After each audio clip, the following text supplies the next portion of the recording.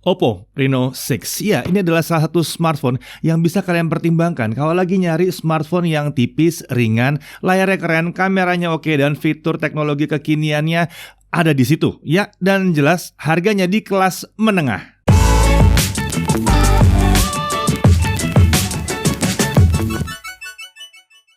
Oppo hadir dengan Reno 6 untuk mengisi pasar unik yang sebenarnya banyak ini permintaannya di sini ya.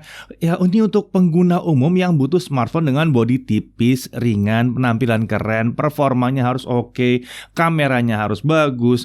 Intinya keseimbangan fitur dan kemampuan ya. Bukan sekedar kenceng tapi ntar jadi berat, atau sekedar punya 5G tapi fiturnya banyak dihilangin. Oke, mari kita lihat paket penjualannya. Ada unit smartphone, ada screen protector yang sudah terpasang, ada charger 50 watt flash charge ya. Lalu ada kabel USB Type-C, ada casingnya, ada SIM card ejector, ada paket dokumen juga. Kalau dari sisi desain, Oppo Reno 6 ini hadir dengan desain yang elegan dan sangat tahan terhadap bekas sidik jari. Jadi anti sidik jari nih ya, berkat adanya lapisan Reno Glow yang kita mengandung 5 layer diamond spectrum ya. Untuk warna yang tersedia adalah ada Aurora sama ada Stellar Black. Untuk dimensi 159,1 x 73,3 mm x 7,84 untuk warna Aurora.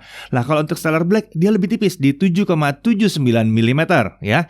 Nah, untuk bobotnya hanya 173 gram.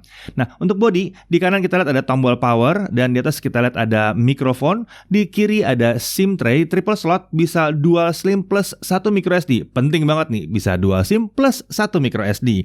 Lalu ada tombol volume. Di bagian bawah kita lihat ada headphone jack. Ya, ini masih punya headphone jack ya. Ada mikrofon, ada port USB-C dan ada speaker. Tapi memang sayangnya ini speakernya mono, bukan yang stereo. Lalu di depan kita lihat layarnya, ini adalah layar 6,43 inci Full HD+. Panelnya apa? AMOLED dong ya. Refresh rate-nya 90 Hz dan di sini kita lihat ada earpiece-nya. Lalu ada kamera selfie 44 megapiksel. Jangan tanggung-tanggung ya, 44 megapiksel dengan perekaman video sampai dengan 1080p 30 fps. Di sisi belakang, kita lihat ini kamera utamanya. Wide-nya di 64 megapiksel. Perekaman video bisa mencapai 4K 30 fps. Lalu dia juga bisa slow motion sampai dengan 960 fps. Lalu ada ultra wide-nya juga. Iya dong, kamera ultra wide penting ya hari gini ya. 8 megapiksel. Kamera ini bisa merekam sampai dengan 1080p 30 fps. Ya, ada dua kamera lagi yang kita anggap bonus. Ada kamera makro 2 megapiksel sama ada portrait kamera 2 megapiksel juga di situ.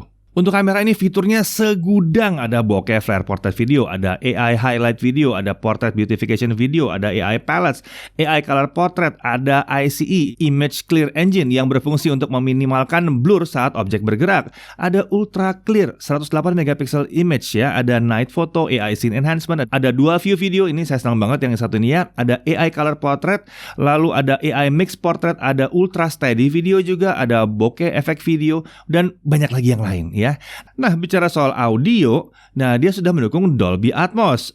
Dan pada saat peluncuran si Reno 6 ini, Oppo juga menghadirkan Oppo Enco R. Ini yang di TWS baru dari Oppo. Oppo Enco R ini menawarkan desain yang unik dengan penutup case atau dock ya yang tampak transparan serta earpiece-nya yang sangat ringan dengan bobot hanya 3,75 gram. Dia dikatakan juga punya crystal clear vocal quality. TWS Oppo Enco R ini dilengkapi dengan audio codec yang mendukung format AAC yang dilengkapi dengan dynamic driver 12 mm. Nah, ini gede nih yang berfungsi memperkuat detail suara dan menghasilkan bass yang lebih bertenaga. TWS ini juga punya AI call noise reduction untuk meminimalkan suara bising pada saat kita lagi nelpon. Earpiece dari Oppo Enco R ini bisa bertahan hingga 4 jam penggunaan ya. Tapi case atau docknya ini bisa membantu dia mengisi berulang kali sampai dengan total 24 jam penggunaan. Nah, pengisian daya super efisien dari Oppo Enco R ini memungkinkan pengisian case atau dock hanya 10 menit aja, bisa untuk penggunaan 8 jam. Dan TWS ini bahkan sudah menerima TUV Rhineland High Performance Low Latency Certificate for True Wireless Earphones. Luar biasa. Kembali ke Oppo Reno 6-nya ya. Untuk SoC dia menggunakan Snapdragon 720G yang sudah terkenal handal banget. Ya, kalau udah bagus, ya kadang-kadang emang nggak perlu diganti-ganti. Mendingan perbaiki bagian lain-lainnya ya, daripada yang satu diperbaiki, yang ini berantakan gitu ya. Mungkin itu yang dipikirkan oleh Oppo. Jadi perbaiki dari yang sudah ada. Hasilnya apa? Matang sempurna harusnya. Nah oke, untuk opsi RAM atau storage cuma ada 8 GB RAM dengan storage 128 GB. Dan RAM ini, nah ini bisa ditambah dengan ekspansi dengan OSWAP hingga 13 GB, di mana dia akan mengalokasikan sebagian dari storage yang dibuat bekerja seperti RAM. Saat pertama menyalakan, storage bersih yang bisa kita gunakan itu sekitar 109 GB. Ini sangat wajar, tapi perlu diingat, itu kalau kita nggak install app yang ditawarkan oleh Oppo. Karena saat pengaturan awal, kita akan ditawarkan untuk install banyak aplikasi. Jangan buru-buru next. Pastikan kalian butuh atau enggak aplikasinya. Soalnya itu bisa makan banyak banget. Nah, kemudian untuk baterai, ini adalah baterai 4310 mAh. Jangan protes dulu, nanti kita lihat hasil pengujiannya. Untuk sensor, ini lumayan lengkap. Accelerometer, gyro sensor, geomagnetic, ada light sensor, ada proximity sensor juga. Lalu untuk OS-nya, dia pakai ColorOS 11.1, Android 11 tentunya ya. Nah, untuk fitur OS yang menarik, ada HyperBoost 4.0. Ini adalah fitur performance boost yang bekerja dengan teknologi AI frame adjustment untuk menjaga kestabilan frame rate saat ponsel sedang mengalami panas pada mesinnya atau lagi ada gangguan sinyal mungkin gitu ya, sehingga pengguna tidak mengalami frame drop secara drastis yang mengganggu pengoperasian. Lalu ada gaming shortcut mode. Ini memungkinkan pengguna menjalankan game yang sering dimainkan secara instan tanpa harus menunggu loading screen. Jadi si game akan dibiarkan terus aktif di background selama kita mungkin multitasking dengan yang lain. Lalu ada bullet screen message. Ini udah pernah kita bahas juga ya. Ini memungkinkan pengguna melihat notifikasi dari aplikasi instant messaging saat in-game tanpa harus pindah-pindah aplikasi. Kemudian ada game focus mode. Ini adalah fitur yang menahan operasi aplikasi lain yang kemungkinan akan mengganggu proses kita ngegame. Jadi kalau lagi pertandingan kita bisa fokus ke sesi pertandingannya. Padahal ini bukan HP gaming ya, tapi Oppo tetap memikirkan kenyamanan penggunanya saat bermain game. Ini namanya balance untuk semuanya. Nah, kemudian untuk konektivitas dia pakai 4G LTE ya, 720G pakai 4G LTE. Tapi tenang, aman. Kenapa? Karena 5G pun itu masih butuh waktu sekitar 2 tahun untuk bisa lumayan merata. Jadi 4G untuk sekarang masih cukup banget. Kemudian dia pakai Wi-Fi 5, Bluetooth 5.0, NFC ya harus ada dong NFC ya hari gini ya. NFC juga ada di sini. Kemudian mari kita lihat pengujian performance-nya. Untuk benchmark kita lihat Antutu 8.39 itu di 280 ribuan. Hasil yang lumayan oke untuk 720G. Antutu 9 itu di 339 ribuan. Lalu untuk Geekbench 5 single core di 567 dengan multicore di kisaran 1719. Untuk GFX Bench 1080 p T-Rex off-screen dia 87 fps. Sementara itu untuk 3D Mark Slingshot Extreme graphics score-nya ada di 2462. Wildlife Stress Test best loop-nya di 1055 dengan lowest di 1051. Kestabilannya tercatat 99,6%. Jadi nggak ada masalah sama throttling, nggak masalah sama sekali. Oke, kita masuk ke gaming ya. Mari kita coba PUBG Mobile dulu ya. Opsi tertingginya adalah Smooth Ultra. Jadi hasil yang kita dapat adalah 40 fps rata. Kalau kalian mau buka silahkan. Harusnya masih ada potensi untuk jalan sampai 60 mungkin atau bahkan lebih. Tapi yang jelas kita dapat by defaultnya adalah Smooth Ultra. Kemudian untuk Genshin Impact kita setting di lowest 60 fps dan kita coba traveling selama 30 menit. Hasilnya adalah rata-rata di 30 fps. Frame drop bisa sampai ke 20-an fps tinggi ya. Tapi jarang banget lah. Ini kalau dimainin memang pakai apapun kadang-kadang suka frame drop memang. Ya ini wajar kalau battle agak rame ya wajar lah kalau kadang-kadang turun ke 20-an. Tapi bukan ke belasan sampai berhenti total yang kita nggak bisa mengendalikan. Masih lumayan enak di sini. Beralih ke Minecraft dengan setting 12 chunk kita masih bisa dapat di kisaran 70 sampai 90 fps. Iya, saya nggak salah ngomong, 70 sampai 90 fps. Minecraft bisa memanfaatkan kondisi layarnya yang bisa sampai 90 Hz itu. Jadi dia bisa 70 sampai 90 fps. Nice ya. Kemudian kita coba LOL Wild Rift. Setting grafis di ultra, frame rate 60, efek semua nyala. Sayangnya opsi di atas 60 belum muncul di sini ya. Jadi saat dicoba hasilnya 60 fps rata. Ini SoC masih kuat banget untuk handle game yang satu ini. Nggak ada masalah sama sekali. Oke, sekarang mari kita coba kameranya, tapi saya serahkan ke Chris. Oke, jadi di tangan saya kali ini sudah ada Oppo Reno 6 nih teman-teman. Jadi langsung aja kita tes hasil kameranya seperti apa ya. Oke, untuk tes kamera kali ini seperti singkat aja ya, karena saya juga nggak bisa keluar-keluar. Sampel foto juga nggak bisa terlalu banyak, mohon maaf sebelumnya. Karena kita juga lagi PPKM ya, nggak bisa kemana-mana juga, tempat lain pada tutup. Jadi langsung aja kita cobain kameranya dan mungkin beberapa fitur-fitur menariknya ya. Oke, ini saya rekam di kamera selfie-nya di resolusi Full HD 30 fps ya. Dan kamera selfie ini memang mentok di resolusi itu. Sayangnya belum bisa lebih.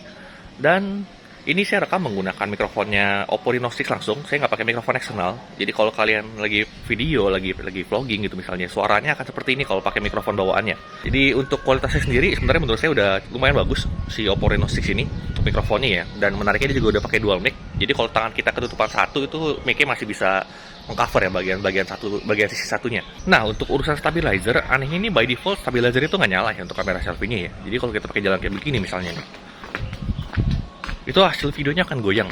Itu karena IIS-nya belum aktif ya. Sebenarnya bisa kita aktifin, caranya itu tinggal pencet yang icon logo kamera di kiri situ. Nah kalau ini udah kita aktifin, videonya akan lebih nge-crop jadinya nih. Jadi sudut pandangnya akan lebih sempit, tapi videonya akan jadi lebih stabil. Jadi ini IIS-nya kita nyalain manual. Jadi sesuaikan dengan kebutuhan aja ya. Kalau misalnya emang lagi butuh lebar, ya IIS dimatiin. Kalau emang lagi butuh stabil banget, IIS nyalain aja. Nah, kalau ini adalah hasil kameranya dari kamera utamanya Oppo Reno 6 nih. Saya rekam di Full HD 30 dan hasilnya seperti ini. Jadi ini yang 64 megapikselnya ya. Menurut saya sih hasilnya udah cukup bagus. Dan untuk stabilizer juga dia udah otomatis aktif. Jadi by default udah nggak perlu ditambahin stabilizer lagi, udah stabil sebenarnya videonya. Jadi kalau kita pakai jalan kayak begini, itu udah stabil videonya. Mantap. Lalu ini saya lagi nyobain kamera ultrawide-nya. Jadi kamera ultrawide itu yang 8 megapiksel. Tentunya kualitasnya tidak akan setara dengan kamera utamanya ya. Kamera utamanya jelas lebih bagus. Tapi ini kalau kalian pengen sudut pandang lebar, asik nih kayak begini nih. Bisa. Oke, jadi hasilnya seperti ini. Dan entah kenapa di kamera ultrawide-nya ini walaupun Full HD 30, dia belum ada stabilizernya sayangnya. Jadi kalau kita pakai jalan gini agak goyang. Jadi ekstra hati-hati aja. Untuk urusan fokus juga aman ya, nggak ada masalah. Jadi kalau kita geser-geser objeknya seperti ini, pindah-pindah objek, tuh, fokusnya cepat dan akurat, nggak ada masalah. Kalau dari segi hasil foto sih, saya sih nggak ada komplain nih sebenarnya. Untuk kelas harganya sih sebenarnya ini udah terhitung bagus untuk hasil fotonya. Detailnya dapat. Kalau misalnya lagi foto orang juga skintonnya bagus, dynamic range-nya juga bagus. Kalau kita lagi pakai foto mode portrait pun HDR-nya tetap bisa aktif loh. Jadi seperti yang kalian lihat nih, warna langitnya tetap kelihatan. Umumnya yang terjadi di beberapa smartphone lain ketika mode portrait atau bokeh kayak gini nih, backgroundnya itu biasa nggak gitu kelihatan atau HDR itu nggak terlalu bagus. Tapi kalau di sini udah lumayan oke, nice. Untuk fitur menariknya, dia punya dual view video ya. Jadi kita bisa aktifin dua kamera sekaligus untuk kamera selfie dan kamera utamanya nih. Jadi hasilnya bisa langsung seperti ini tanpa editing ya. Jadi kalau kita pakai mode ini nih, pas rekam hasilnya langsung jadi seperti ini, nice. Lalu dia juga punya AI highlight video. Ini fitur menariknya dari Oppo Reno 6 nih. Jadi kalau kita lagi kondisinya cahayanya yang kasar seperti ini atau yang backlight banget, kalau kita nyalain fitur ini nih, bikin hasil videonya tuh jadi lumayan lebih bagus. Jadi bisa sedikit ngelawan backlight lah. Kalau ini saya lagi nyobain fitur bokeh flare portrait ini. Jadi kalau lagi video kita bisa bokeh, tapi bokehnya itu nggak cuma sekedar blur. Dia bisa bikin simulasi seperti kita pakai lensa DSLR gitu. Jadi bokehnya itu kalau misalnya kita lagi ada lampu di belakang, jadi akan bulat-bulat kayak gitu. Itu keren. Lalu dia juga punya AI color portrait. Jadi kalau misalnya lagi video orang, jadi orang bisa berwarna tapi backgroundnya hitam putih. Ini juga keren. Oke, jadi paling gitu aja tes kameranya ya. Mohon maaf juga sebelumnya nggak bisa terlalu banyak sampel foto atau video karena lagi PPKM juga. Intinya secara keseluruhan Oppo Reno 6 ini kamera itu bagus untuk kelas harganya ya. Jadi ini kameranya sangat bisa diandalkan untuk segala situasi. Oke, jadi sekian dulu. Kalian juga sehat-sehat ya, jaga diri lagi kondisi seperti ini. Sekarang kita lanjut lagi ke Mas Titi. Jadi gimana kameranya? Ya, itu tipikal kamera yang sudah hasil perbaikan lalu diperbaiki lagi. Hasilnya apa? Mantap. Itu yang penting, hasilnya mantap ya. Oke, kita lanjut ke tes baterai. Dengan video playback 1080p, kita bisa dapat 14 jam. Ini 4000 mAh ya, 4000-an mAh. 4310 mAh tepatnya. Dan kita dapat bukan belasan jam, kita dapat 21 jam 15 menit. Ya. 4300 mAh bisa selama itu untuk playback. Iya, kenapa? Karena optimalisasi yang luar biasa di sini. Smartphone yang lain itu bisa dapat 18 jam, udah syukur. Oke, lanjut. Kalau kita main game gimana? Kita main Genshin Impact setting lowest 60 fps. 30 menit ya, turunnya sekitar 12%. Ingat ini baterai 4310 mAh. Jadi ini hasil yang oke banget untuk kapasitas baterainya. Oke, lalu untuk charging gimana? Oke, kalau kita habiskan baterainya 0-50% itu kita butuh waktu hanya 16 menit. Wow, cepat banget ya. Kalau penuh gimana? Nah, kalau penuh sedikit lebih lama karena pada saat dia mencapai 90% dia akan ngerem ya untuk menyelamatkan supaya nggak terlalu kencang-kencang amat. Tapi tetap aja 0-100% itu terisi dalam waktu 50 menit. Ini kencang banget sebetulnya. Oke, untuk Netflix gimana? Ya L1 bisa, nggak ada masalah. HD nggak ada masalah, tapi tanpa HDR ya. Lalu untuk touch delay ini aman, nggak ada masalah sama sekali. Mau pakai real drum, mau dipakai main PUBG, aman ya, nggak ada masalah sama touch delay di sini. Haptic feedback gimana kalau pas ngetik? Ya ini memang tidak senyaman versi flagshipnya. Kalau kalian memang cari haptic feedback terbaik, mungkin ya lebih baik malah dimatiin mungkin ya. Lalu untuk Wi-Fi sharing gimana? Iya, yang ini bisa Wi-Fi sharing. Jadi kalian bisa connect ke sumber Wi-Fi-nya lalu nge-share ke device-device kalian yang lain. Lalu untuk harga kalian bisa cek di deskripsi. Ya, lihat di deskripsi, jangan malu-malu, cek deskripsi. Ya. Oke, hal-hal yang perlu diperhatikan sekarang. Pertama, speakernya masih mono. Iya, memang speakernya masih mono. Kami berharap sedikit tidak speakernya stereo, tapi nggak ada masalah kalau kalian emang bisa pakai TWS atau pakai headphone untuk dengerinnya ya. Kemudian, belum 5G, tapi seperti dibilang tadi ya, sampai 2 tahun ke depan juga 5G itu masih di tahap awal banget. Dan 5G yang dikembangkan adalah 5G NSA, non-standalone yang masih bergantung pada BTS 4G. Berarti kalau 5G yang mau kencang, 4G-nya harus bagus. Jadi harusnya nggak ada masalah dalam 2-3 tahun ke depan mengenai pakai handphone 4G.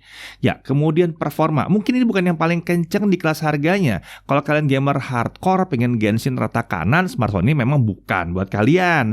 Tapi Snapdragon 720G ini sudah sangat cukup untuk sebagian besar pengguna. Game-game mainstream tuh lancar banget di sini. Dan buat kalian yang bilang bahwa ini pakai 720G lagi, ya sebenarnya nggak masalah kan? Emang problemnya di mana? Selama 720G ini masih menjadi pilihan yang terbaik untuk menghasilkan performa yang baik, daya tahan baterai yang baik, serta hasil foto dan video yang baik berkat ISP-nya, kami rasa nggak ada masalah menggunakannya. Pada akhirnya kita pakai smartphone kan kita pakai itu adalah smartphone-nya, pengalaman pakai dari total smartphone-nya. Ya SoC-nya nggak terlalu penting, kalau memang sudah enak ya enak aja, bener nggak? Nah kemudian dari sisi kelebihannya kita lihat bahwa smartphone ini tipis dan ringan. Ya, kemudian masih punya headphone jack. Ini penting banget. Layar AMOLED 90Hz-nya enak dipakai. Hasil kameranya secara keseluruhan terbilang keren banget di sini ya, karena mungkin karena ISP-nya 720G juga tadi ya. Lalu fitur kameranya berlimpah di sini. Banyak banget fitur-fiturnya. Baterai terhitung awet untuk kapasitasnya cuma 4310 mAh. Chargingnya luar biasa, ini kenceng. SIM tray non-hybrid, bisa 2 SIM card plus microSD. NFC juga ada. Desain kamera buat selfie-nya udah pakai punch hole, bukan pakai poni, jadi kekinian ya. Dan software-nya pada dasarnya bebas iklan. Smartphone ini memang memiliki kemampuan yang all-rounder, serba bisa dan lengkap. Ini pilihan aman buat yang nyari smartphone dengan syarat utama tipis dan ringan. Akhir kata buat kalian yang udah pakai Reno 5 4G yang lama ya, mungkin ya, ini memang bukan untuk kalian karena smartphone ini adalah upgrade yang mungkin bagi kalian tidak terlalu signifikan. Tapi buat kalian yang nyari smartphone yang tipis, ringan, kamera bagus, layar asik, desain keren, fitur canggih, dan tentunya di harga kelas menengah, Oppo Reno 6 ini masih terhitung opsi yang sangat menarik. Saya Deddy Irfan, jaga TV TV.